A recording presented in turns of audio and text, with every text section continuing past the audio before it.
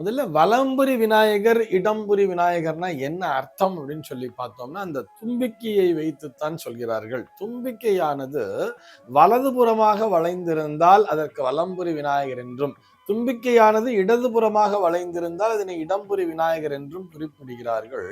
நம்ம சங்குல கூட பார்த்தோம் அப்படிதான். வலம்புரி சங்கு, இடம்புரி சங்குன்னு வச்சிருப்பா. சாதாரண சங்கு பார்த்தோம்னா அது இடம்புரி சங்காக இருக்கும். ஆனால் வலம்புரி சங்கிற்கு மட்டும் மகத்துவம் உண்டு அப்படின்னு சொல்லிட்டு வலம்புரி சங்கினை பூஜையிலேயே வைத்திருப்பார்கள் தெரியுமா? இதற்கு என்ன காரணம் அப்படின்னு சொல்லி பார்த்தோம்னா, அதாவது வலது புறமாக இந்த தும்பிக்கையானது வளைந்திருக்கக்கூடியதுதான் வலம்புரி விநாயகர் அப்படின்னு சொல்றார். இதுல பார்த்தோம்னா வலம்புரி விநாயகர் அப்படிங்கிறது மிகவும் சக்தி வாய்ந்தவராகவே பார்க்கப்படுகிறார்.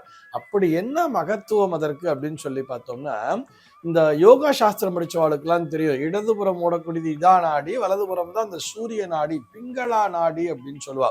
இது ஒரு அக்னி தத்துவத்தை குறிக்கும் அப்படின்னு சொல்லுவா. அக்னி தத்துவம் அப்படின்னு சொல்லிட்டு, அப்படி அந்த வலம்புரி விநாயகரானவர் ஒரு தீவிரமான சக்தியை உடையவர். ஒரு பிரார்த்தனை வைக்கிறோம்னு சொன்னா உடனடியாக நிறைவேறுமாம். ஆனால் அது இருக்கக்கூடிய விஷயம் என்ன தெரியுமா? ரொம்ப ஸ்ரத்தையுடன் கூடிய பக்தி என்பது அவசியம். அதே மாதிரி அந்த வலம்புரி விநாயகருக்கான பூஜா விதானம் என்பதே மிகவும் சிறப்பு வாய்ந்ததாக இருக்கும். அவ்வளவு மடி, ஆச்சாரம், அனுஷ்டானம் அத்தனையும் தேவை வலம்புரி விநாயகரை பூஜிப்பதற்கு.